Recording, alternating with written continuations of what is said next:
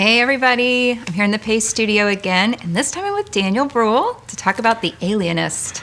Super excited and very scared. And I do want everyone to notice that we have this head here that's off its body just to make Daniel feel comfortable. Puts us in the right mood, yeah. It does put us in the right mood because you're in a very creepy show. I know. I don't mind telling you. Which I guess you know. I watched the first couple episodes and I did have to go like this. Yeah, it's pretty scary. A couple times. Yeah. It's creepy. It's a lot of those guys. Yeah. Had you read this book before you took the part, or? No. I mean, it was published in Germany. I live in Germany, so but it's not as well known as it is here. So I hope that will change once the show comes out in Europe. But it's one of these books that I could not put away. It's a page turner. It reminded me of being a 12-year-old with a torchlight under the blanket. You know, it's. I think I read it in one day and one night.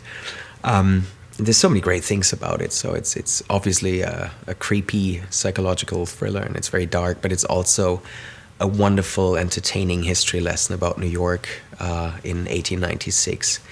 And there's so much I learned. It's also the beginning of so many things, of sciences, like psychology, for instance. I'm playing this alienist, the psychologist, but it's also the beginning of forensics, of crime psychology. And then Dakota Fanning is playing that wonderful character, Sarah Howard, who is the first woman determined to become the first female detective at the police department. So there's a lot going on. Yeah. I really loved your character because he's so clinical and yet seems to care so much. Like there's like this real balance between like, just like, well, I need to know what part of the body's gone.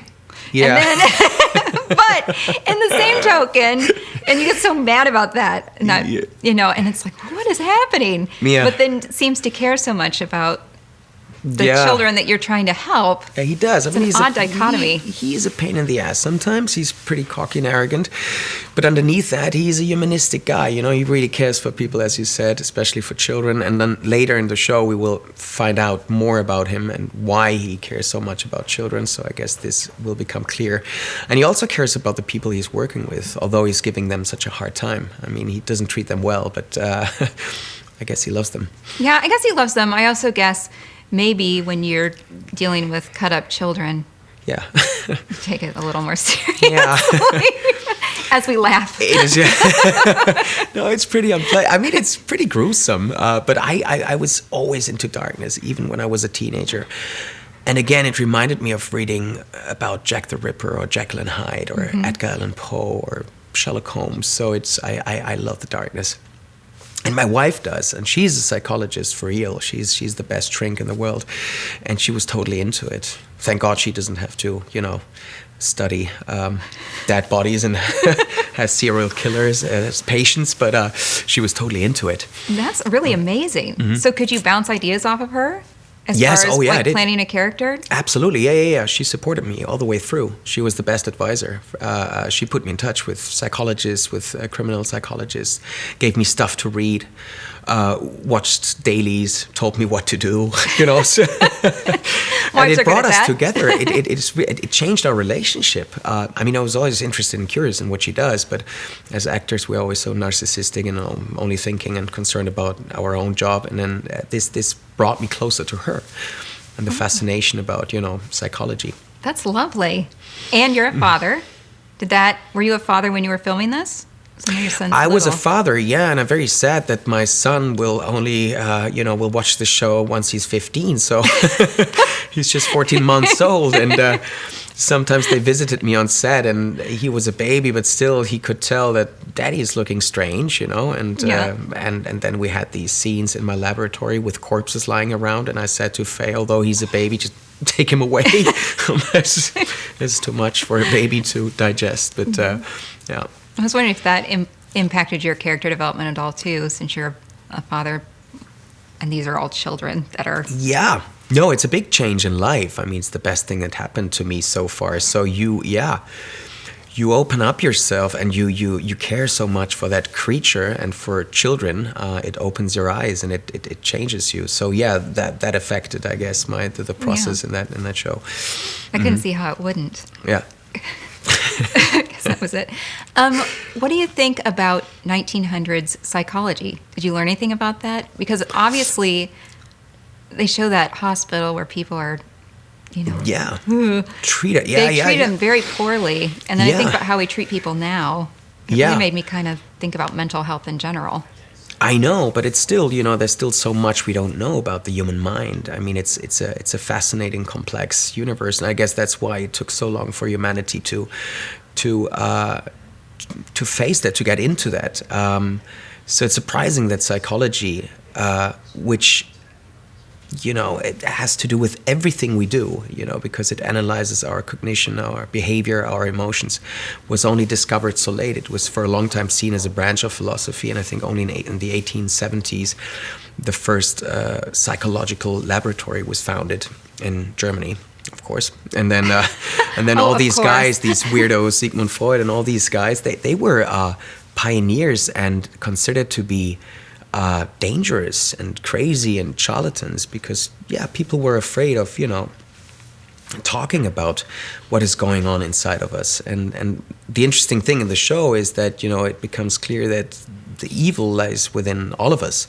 So, and my character says at one point in the show, it just depends on the circumstances of how you grow up, and what you're living, experiencing in your life, that it's it could make you capable of doing very horrible things. So and so he tries to see the human being behind those vicious murders.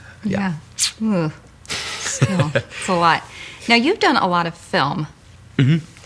This is TV's not your typical genre. Not at all, no. What was it like taking something that usually would be a 2-hour form? We usually make a book into a movie. Yeah. How was it taking something into this longer format? It was great. It's such a privilege. It would have been very sad to thin it out and melt it down to 2 hours, because it's such rich material. This book is fascinating. So we had the luxury of time, of having 10 hours to explore these compelling characters to the core and, dive into that great universe of Caleb Carr. And I enjoyed it. I mean, it was, and you get very emotionally attached to your character. It was very sad on the last day to go into my trailer and put the hat down and get out of my coat and say bye, because also I had so much fun with Dakota and Luke. The chemistry was incredible from the very first moment on. We enjoyed so much working with each other, and working with different directors as well kept you fresh, because you always had to adapt to a new style. And it was a great experience. I would do it again. Well, that's good to know. Should be a sequel. Who knows? You never know with TV. That's the beauty of it. You never know, yeah. You do all kinds of things. Mm-hmm.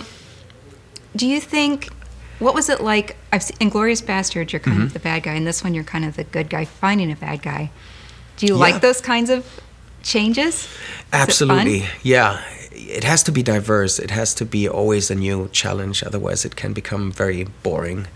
So, first of all, the challenge of it being, a TV show, of, spending so much time with the character was new to me, but great. It felt very rewarding.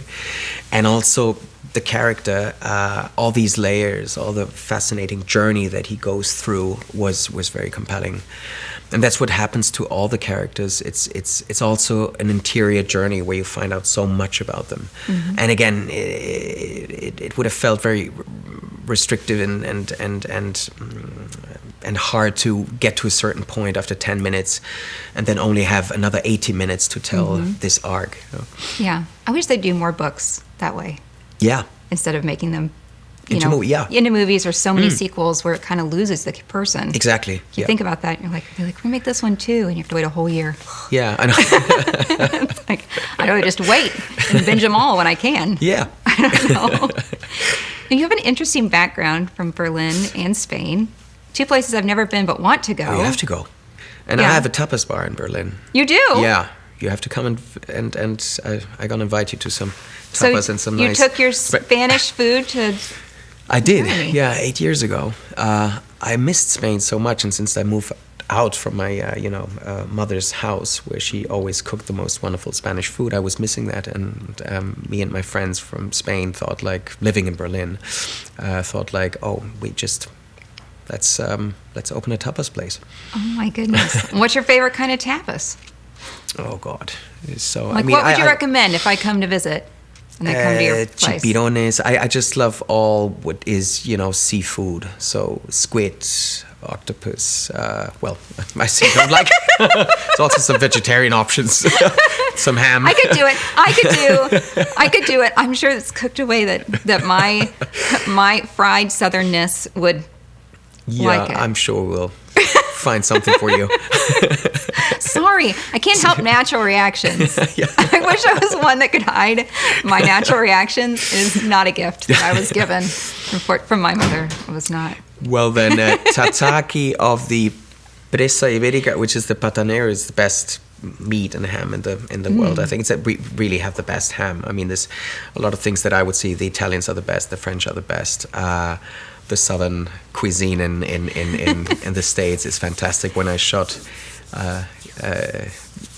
Captain America in Atlanta, I discovered that for the first time, and New Orleans became one of my favorite places in the world. And it was such a sensational experience of having all these new flavors and incredible dishes. Yeah, it was amazing.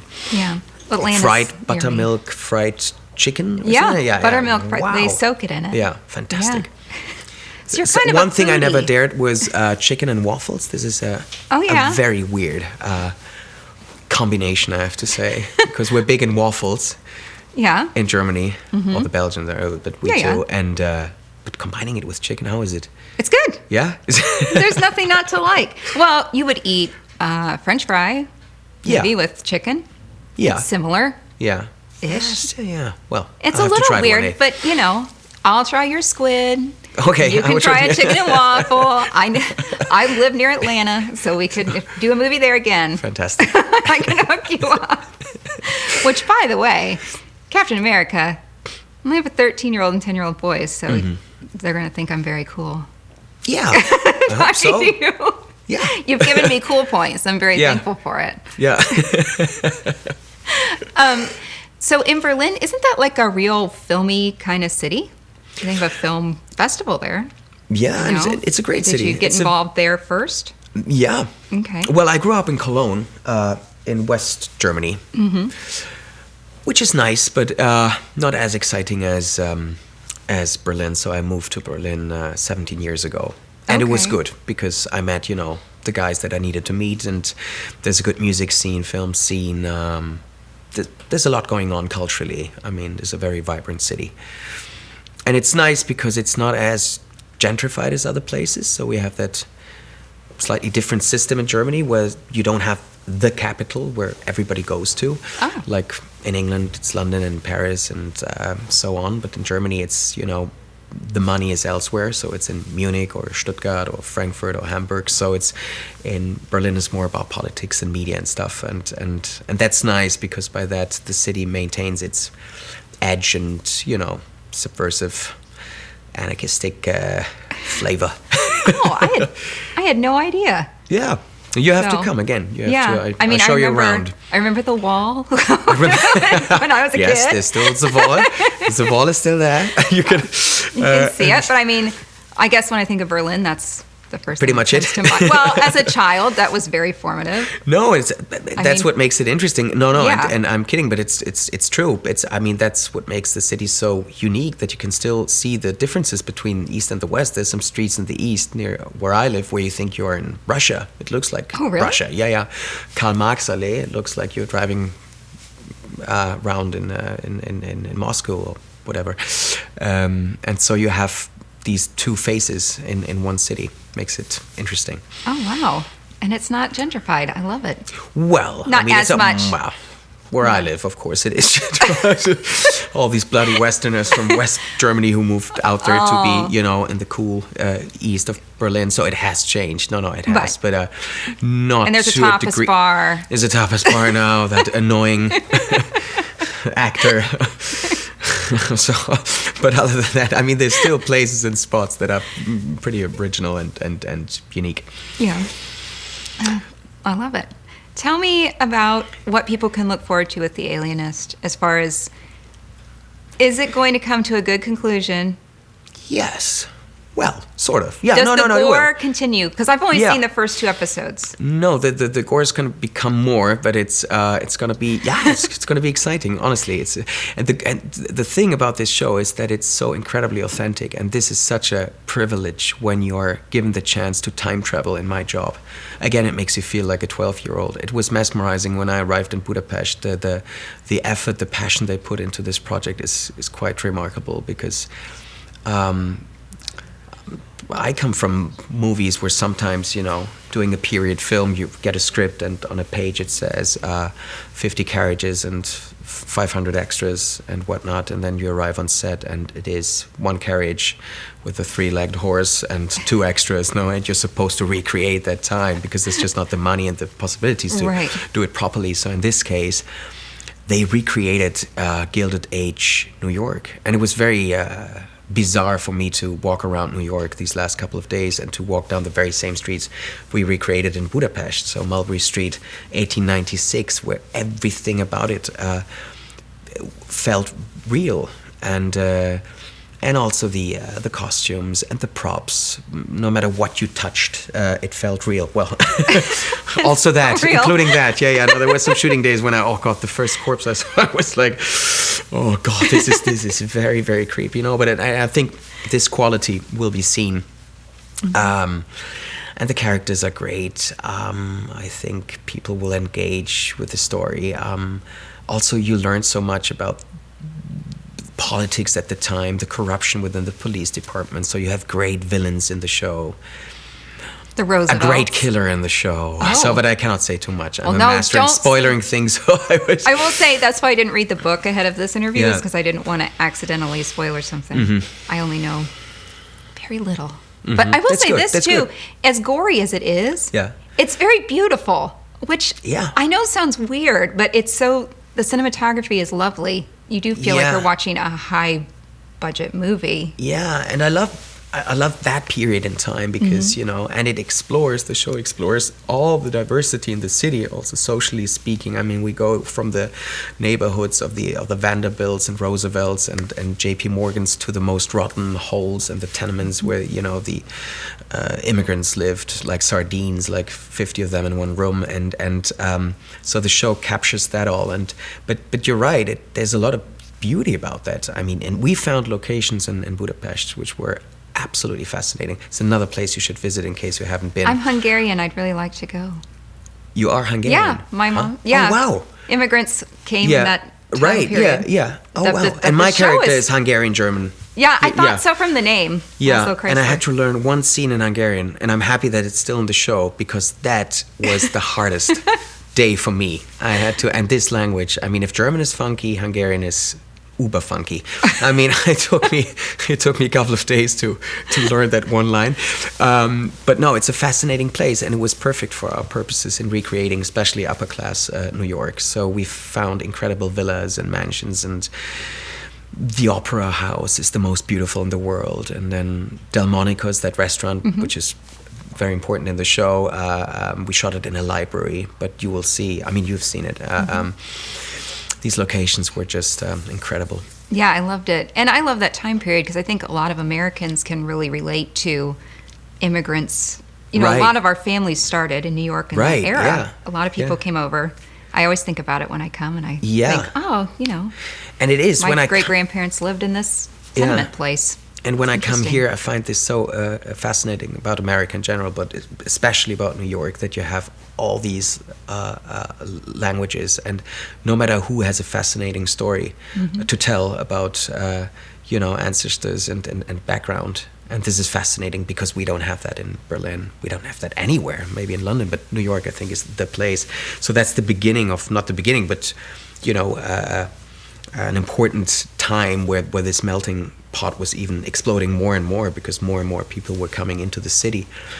And that's so great about just listening to the characters speaking, because we have the Italians, we have the Jewish, we have the German, whatever, Hungarians, and then the Irish, and it's just a fascinating And then chapter somehow in time. all of that all works together to make New York, which is what makes it so great.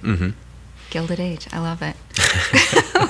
Well, thank you so And the much. shoulder pads. Oh, the shoulder Yeah. pads were crazy. I mean, Dakota's costumes are. Well, that made me think Anne of Green Gables, puffed sleeves. Have you Yeah. ever read that book? Maybe not, your No. guy. Well, a lot of American girls have read Anne of Green Gables. It's a classic. But all she ever wants are puffed sleeves. It's from that same era, and I think that's what I was thinking about when I Great, saw I'll check Dakota out like that book. that. And You would- chicken and waffles. Chicken and waffles, Anne of Green Gables, Listen, yeah. and I'm going to come for tapas and squid Yeah. in Berlin. And maybe go to Spain sometime, Barcelona. Yeah, Never been there yeah, either. definitely. Yeah. I haven't traveled much. I need to travel more. You have to. I do. I need to put my Daniel, that's my husband's name, on it Oh, and great. get traveling. Cool. Thank you so much for Thank speaking you. with Thanks me. for having me. Thank you. And watch The Alienist.